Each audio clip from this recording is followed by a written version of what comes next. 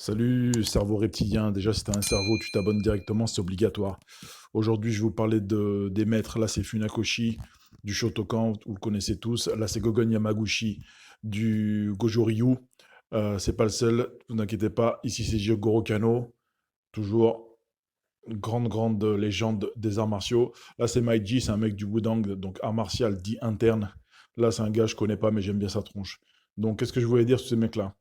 Ah oui, j'ai oublié. Lui, c'est pas un martialiste, mais c'est un carotteur aussi. Yamaguchi dit le chat, une légende, Gojo-Ryu ultra puissant. On le voit ici faire une démonstration. Il me semble que c'est dans les années 50. Donc voilà, on le connaît avec sa position, un Neko, le chat. Donc très reconnu dans le monde des arts martiaux et dans le monde donc japonais et dans le monde des arts martiaux. Bon, faut savoir que le Manchukuo, c'est quoi? C'est la Mandchourie. Il faut savoir que lui, il a été officier en Mandchourie. Les Japonais ont fait des saloperies. Vous voyez sur la photo, je n'ai pas voulu mettre photo trop trash parce que c'est pas mon style, mais vous avez compris que les mecs qui sont attachés, ça va mal se passer pour eux. À tel point que carrément en Chine, à la bataille de Nankin, il y a eu 300 000 morts en 6 semaines. Donc là, Yamaguchi, un petit peu moins sympa. Là, on voit une survivante qui raconte, la dernière d'ailleurs, une des dernières qui raconte ce qui lui est arrivé. On passe à Uchiba. Uchiba est l'aïkido mondialement connu, voire reconnu. Le cercle, la paix, c'est un do, donc Aikido, une voix, une grande philosophie qui va derrière. Là, on le voit quand il est jeune, bon, beaucoup plus baraqué. Ça, c'est un autre problème mais que je ne pourrais pas aborder ici.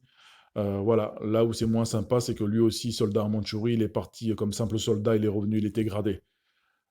Là, c'est le gars du Shotokan, lui, c'est autre chose, mais voilà, un Okinawayen, il a sûrement souffert du racisme, à tel point qu'il a tout enlevé dans son style. Ici, c'est Maiji, c'est un gars du Wudang, art martial dit interne, une école une école, on va dire, d'art martial.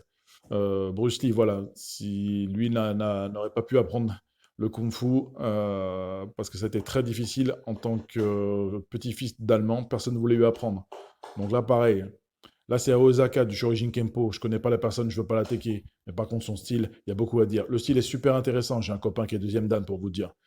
Les clés, les frappes, tout ça. Mais ça a été créé par qui? Sodoshin. Sodoshin, qui était dans la secte Kuryoka, secte du Dragon Noir ou secte Océan Noir, une secte ultranationaliste qui a fait des saloperies aussi en Mandchourie. Là, c'est Osaka qui fait une démonstration. Je me demande ce qu'ils pensent, tous ces maîtres, et surtout tous ces Français en l'occurrence qui sont dans leur club et sont gradés, est-ce qu'ils savent tout ça?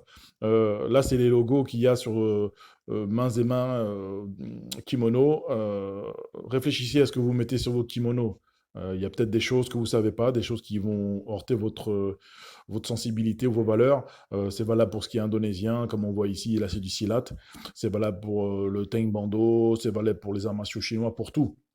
Un petit peu moins ici le Shorin Keppo. Ça se pose moins la question, on pose moins la question pour ce qui est moderne. Je finis par le plus gros. Pour moi, Masutatsuru Yama, la légende, Karato Okao, fondateur du Kyokushin, alias, ouais, je vous le donne au mille, alias Choi Yun-hee, je sais pas si ça se prononce bien, mais en fait c'est un Coréen. C'est-à-dire que c'est même pas un Japonais, alors qu'il était là, le Japon, le Japon. Il faut savoir que les Coréens, même en Chine, aujourd'hui, sont des Japonais de seconde zone. Donc j'ai pas envie de saluer un mec comme ça dans mon dojo. C'était Protect Radio. Si t'aimes ou t'aimes pas, tu mets un pouce. Ciao.